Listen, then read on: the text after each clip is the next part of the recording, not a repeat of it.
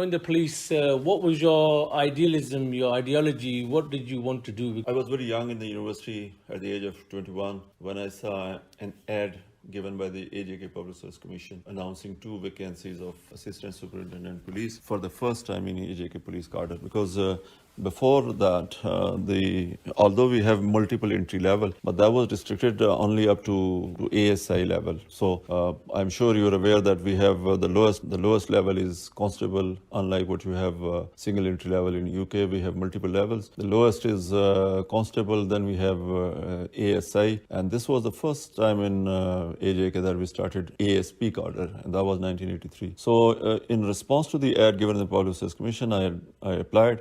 But then it took almost 2 years to hold the competitive exam, and the entire process took more than 2 years. So finally, this was January 1986 when I joined AJK Police as Assistant Superintendent Police. And when you joined the police force, Fahim Sahib, you apparently were the youngest ever SP of police in its history. How did that make you feel because of your skills and abilities that you managed to achieve this? So Maruf, after this long process, we 2 were selected.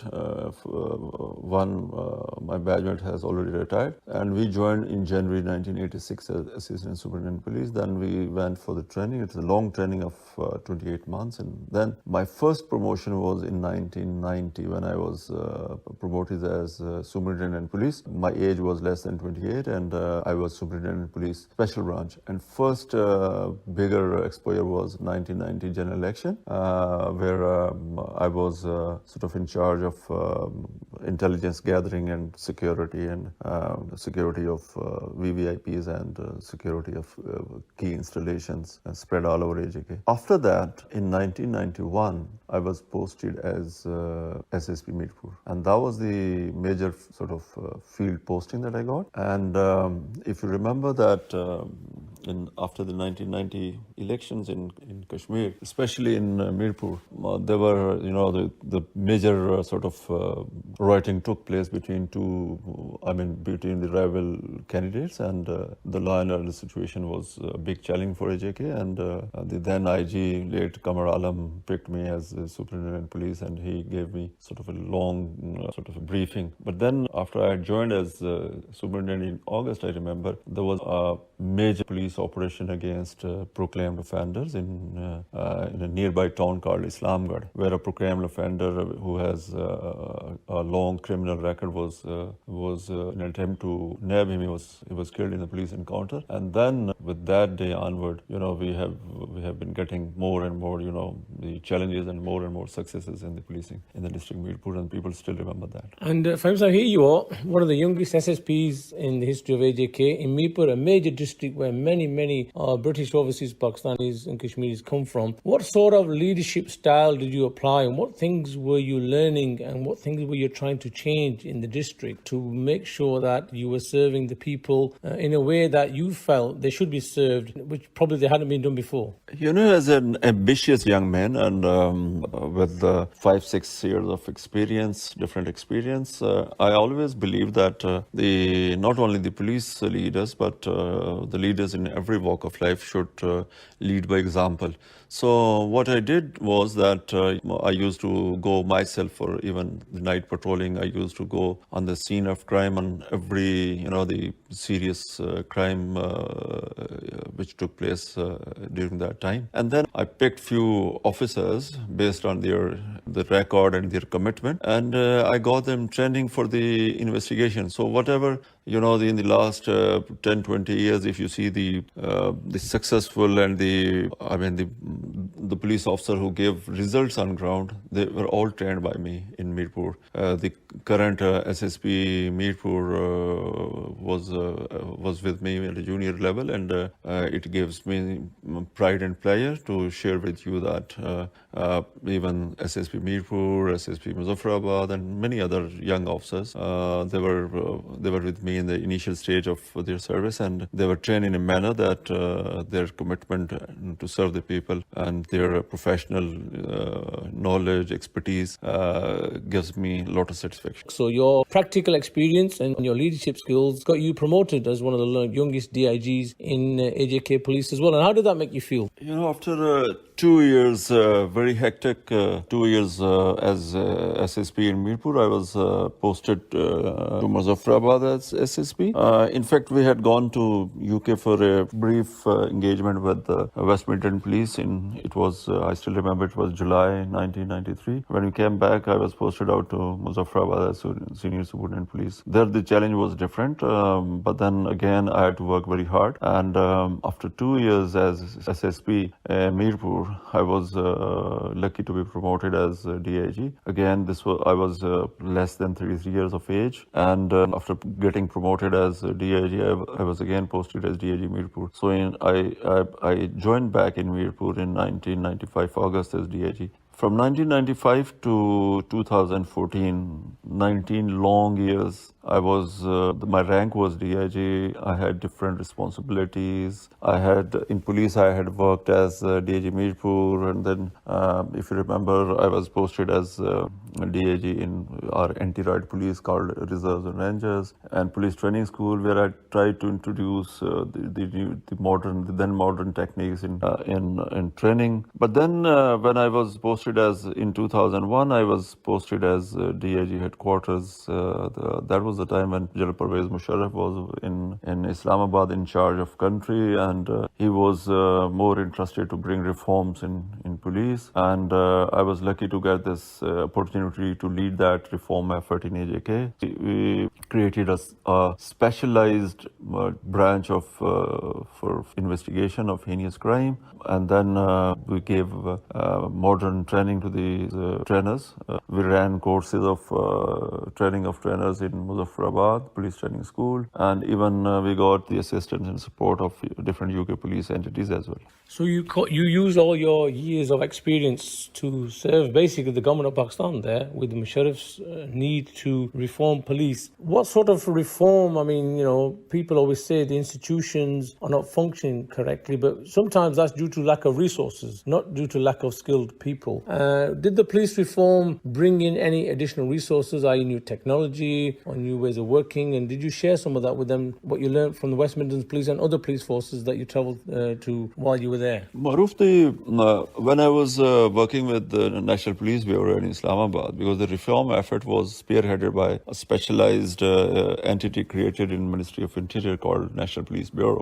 So I was working closely with them as DIG headquarters. But I got an opportunity to work in National Police Bureau with a renowned Pakistan police officer, Mr.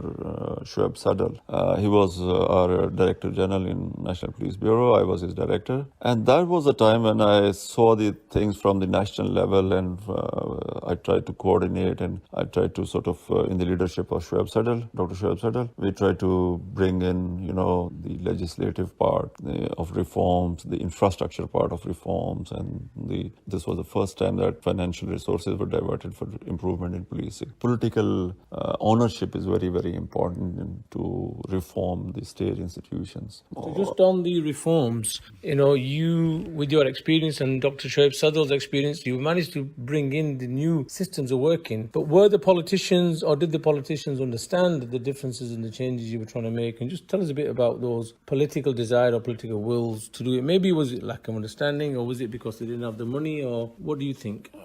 First thing is the diagnosis of the issue, diagnosis of the menace, diagnosis of the ill, if you can say. After 1947, there were around 27 commissions constituted by various governments in Islamabad, in Pakistan, to give recommendations, reforms, law enforcement in country. And almost in 27 commissions of different backgrounds, some from military, some from legal side, some police officers, some practitioners, some academia. They all gave recommendation to improve the legal framework, because that is the basic and fundamental thing. Unfortunately, till 2002, we could not replace the colonial police law of 1861. So up to 2002, we were still using the British system in Pakistan. It was British, but I'm sure you're aware that in Britain, they got appealed. There were two models. Yes. One was this Metropolitan Police Service model, and the other was this Irish Constabulary model.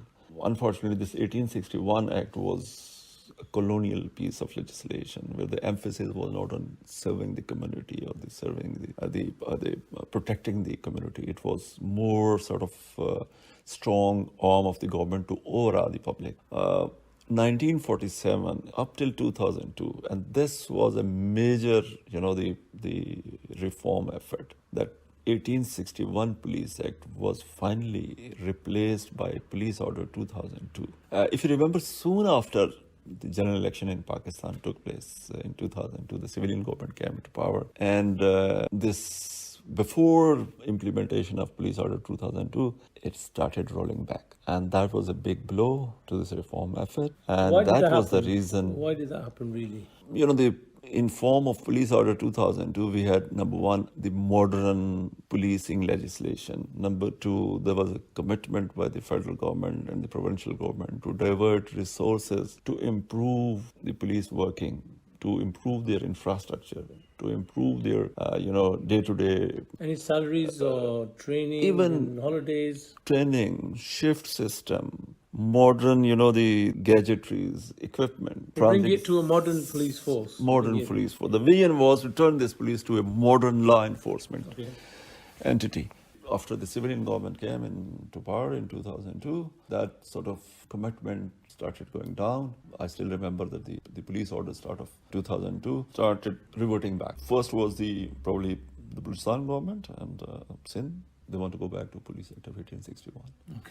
And the operational independence, the philosophy of police reform was that the police should be a state institution with internal autonomy, civilian oversight, politically neutral, in the service of community. All these principles, they sort of started packing because the resources which were earlier committed were, they started going down. Legislation started again, reverting back to 1861. And in the name of civilian oversight, again, And is that the situation now? Because many people abroad who are Another listening here in the another UK. effort was made in 2016 by KPK Police under Nasser Durrani, former IG, and they sort of were able, due to the support and patronage of provincial government of KP, they were able to, and I think it was the support of current Prime Minister Imran Khan, that they were able to bring in a new legislation passed by the provincial government called the Police Act of 2016, the KPK Police Act. It has the same sort of basic philosophies taken from the Police Order 2002. 2002. And they are now the front runner as far as new legislation is concerned. The Sindh has gone back, and AJK, and irony is that, the federal capital, although recently High Court of Islamabad declared this Police Act 1861 null and void, and they asked the federal government to follow and implement Police Order 2002. But AJK, Gilgit-Baltistan and Islamabad are still under Police Act of 1861.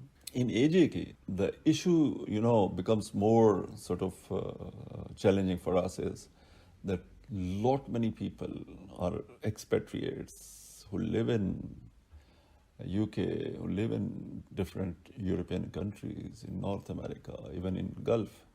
When they come back to their hometowns, to their villages, to their communities, they expect the same policing, the service which they get in advanced countries or the rich Gulf countries.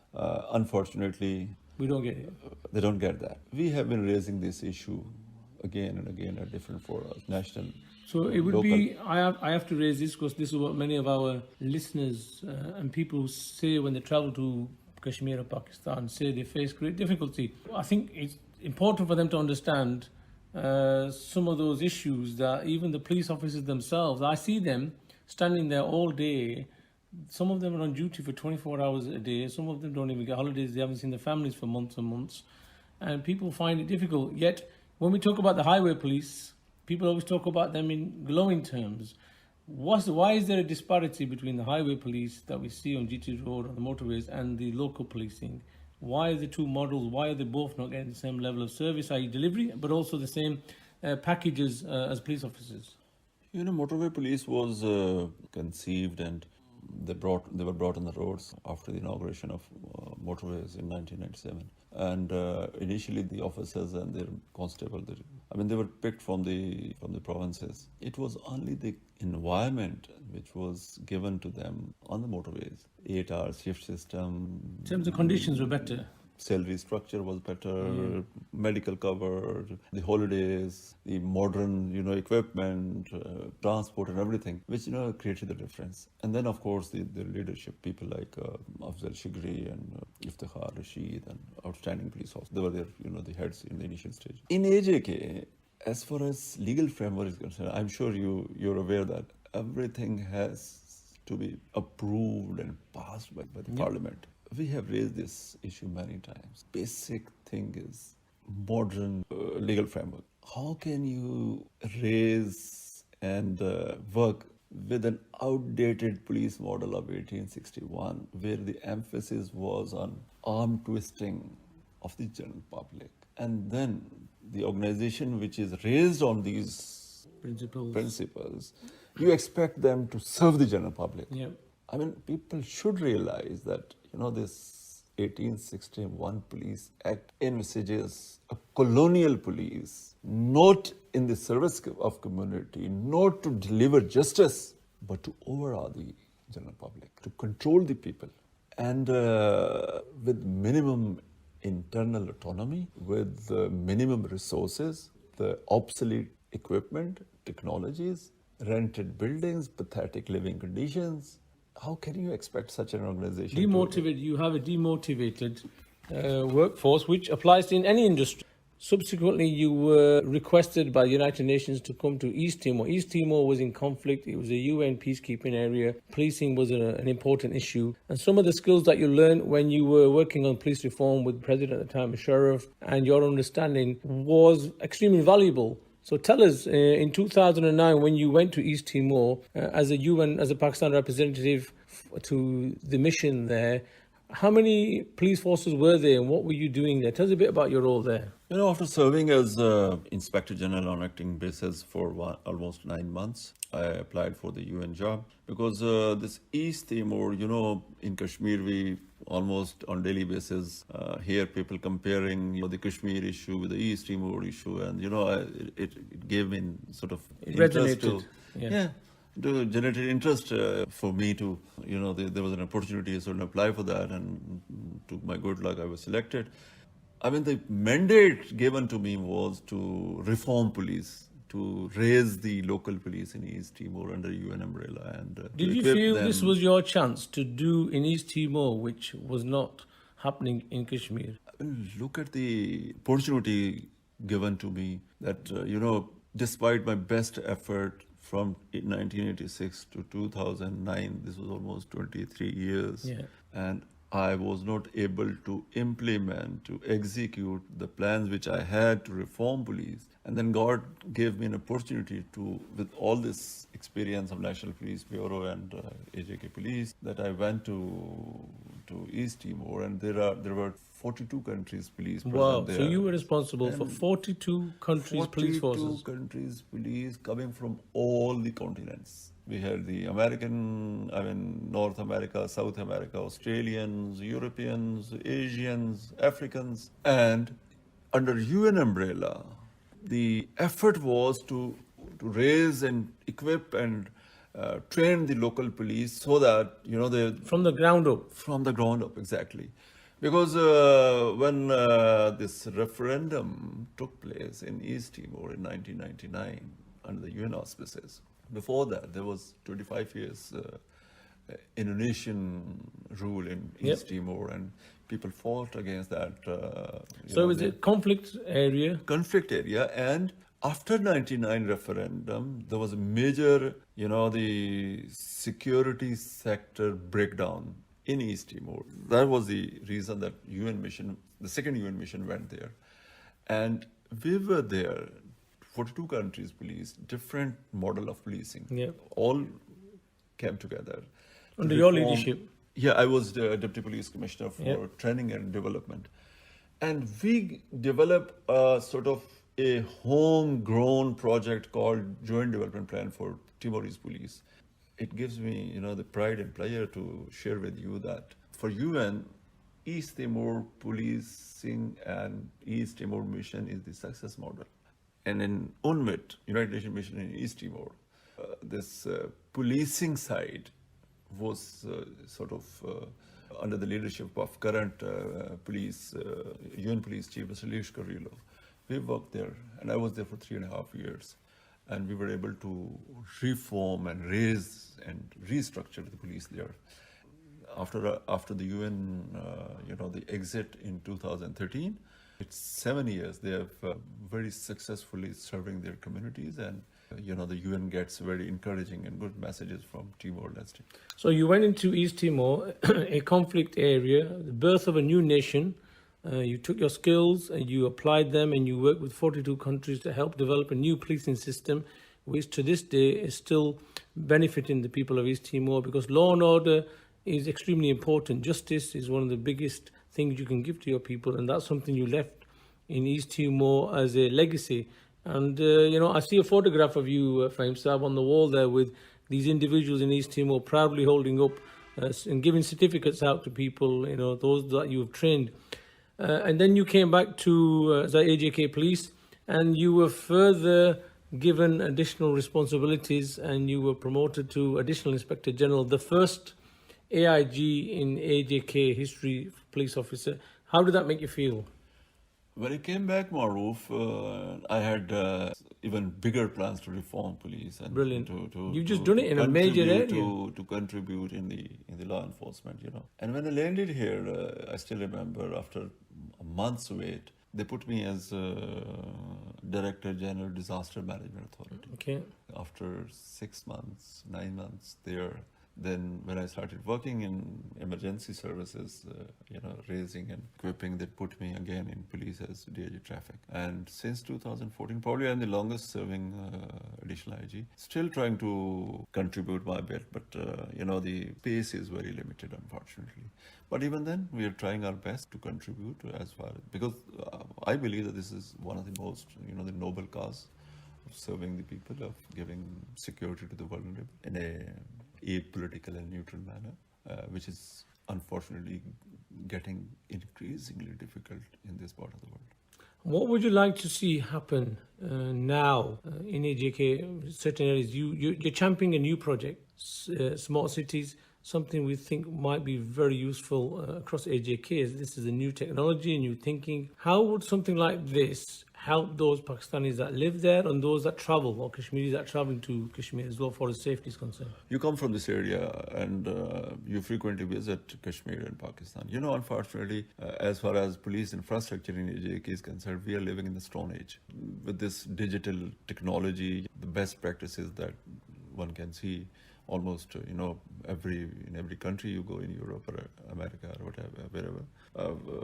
We are thinking that if we could get some funding from the government or for some institutions, we want to, replicate this Safe City project, which is already being done in Islamabad and bigger cities like Lahore and Peshawar now, to sort of give round the clocks, service to the community, to what you get in UK. If we switch over to this digital, world, we can also sort of improve this, at least the community spread in the villages and in the towns. And this could be rolled out across Kashmir very easily. Yeah. How do we change the perception, Fahim Saab, just kind of finish off with, how do we change the perception of those people that live abroad? Some of them have got bad experiences, some of them have got good experience, some of them just listen to other people, they've not experienced themselves. But clearly here we have somebody who's been through the ranks of the AJK police, who served the United Nations. So I'm not sure that people out there understand that they have people like you in the police force here who've gone into conflict zones and given them a policing model that's helped stabilize their people and their nation and ended a conflict. How do we change the perception of those people and encourage them to come back to Kashmir and to visit with their families? Maruf, one thing which I keep on telling people whenever I'm in UK and I'm here, that this country belongs to us. I mean, we can't leave our struggle because the challenges are getting bigger and bigger. Let's unite, we fight this war together, because these are the basic things that the state should give safety and security to its people. Wherever we are, in whatever position we are, I mean, we should join our efforts to improve this security scenario in the country. Justice system almost everywhere in every country. People are trying to improve bring the justice close to the communities, close to their doorsteps. And with this, the modern era, what they say is the best practices are just a click away. Is the future bright? I The can tell you road that here. The but road it's is bright. long. Okay. It's not easy, but yes, we can do it. Prem Sahib, when you joined the police, what